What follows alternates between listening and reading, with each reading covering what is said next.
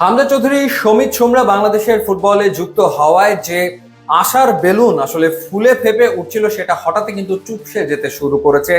বিশেষ করে বাংলাদেশ অনূর্ধ্ব 23 দল ভিয়েতনামের মাটিতে পরপর দুটো ম্যাচ হারায় সত্যিকার অর্থে স্বপ্নভঙ্গ হয়েছে। কারণ এক মাসের প্রস্তুতি নিয়ে বাহরাইনে গিয়ে কন্ডিশনিং ক্যাম্প করে বাংলাদেশ আন্ডার 23 টিম খেলতে গিয়েছিল ভিয়েতনামের। লক্ষ্য ছিল এশিয়ান কাপের টিকিট পাওয়া, কিন্তু কি করলেন আসলে সেখানে কিউবা মিচেল কিংবা ফাহমিদুল কিংবা জায়ান আহমেদ কিংবা তানিল শালিক, এই চারজন প্রবাসীকে নিয়ে একটা উচ্চ আশা ডেফিনেটলি ছিল। সাথে জনি কিংবা আলামিন কিংবা মোরসালিনের মতো জাতীয় দলে খেলা ফুটবলার রয়েছে।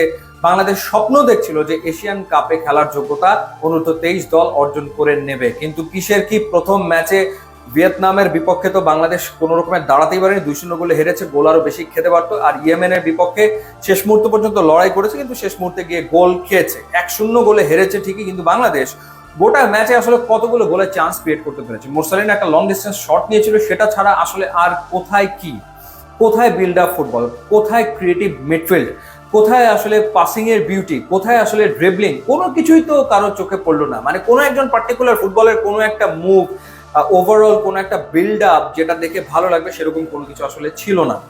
ন্যাশনাল টিম নেপালের বিপক্ষে খেলেছে এবং সেই ম্যাচে কোনো গোল হয়নি, এবং সেই ম্যাচেও বাংলাদেশ একেবারে গড়পড়তা সাধারণ মানের ফুটবল আসলে খেলেছে।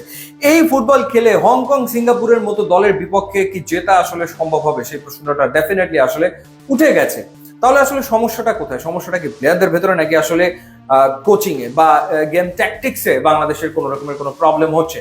একটা দলের দায়িত্বে সাইফুল বারী টিটু ছিলেন, ভিয়েতনামে গিয়ে তিনি অসুস্থ হয়ে পড়েছেন। দলের সাথে তিনি দুটো ম্যাচে থাকতে পারেননি ডাগ আউটে, এবং হাভিয়ার কাবরেরা নেপালে রয়েছেন। তো হাভিয়ার কাবরেরাই বা আসলে কি করছেন? যেটা আমরা বুঝতে পারছিলাম যে এই আন্ডার 23 টিম থেকে অনেকেই আসলে ন্যাশনাল টিমে যোগ দিয়ে তারা মাঠে নামবেন হংকং কিংবা পরবর্তীতে সিঙ্গাপুর ইন্ডিয়ার বিপক্ষে। কিন্তু তাদের যে পারফরমেন্স আমরা দেখলাম, সেটা ভীষণ রকম হতাশার।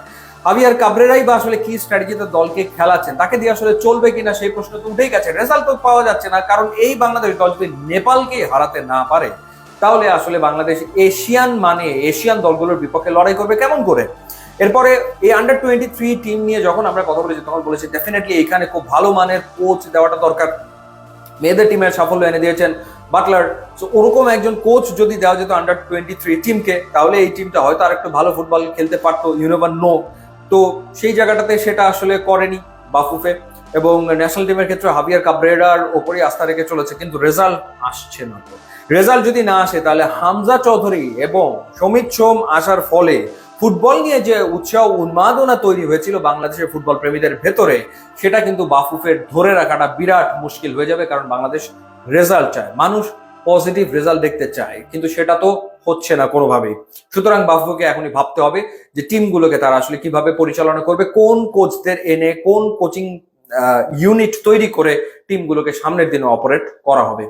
ইউটিউব ইনস্টাগ্রাম লিঙ্ক দেওয়া আছে, আপনারা যোগ দিলে খুবই খুশি হবে। Thanks for watching.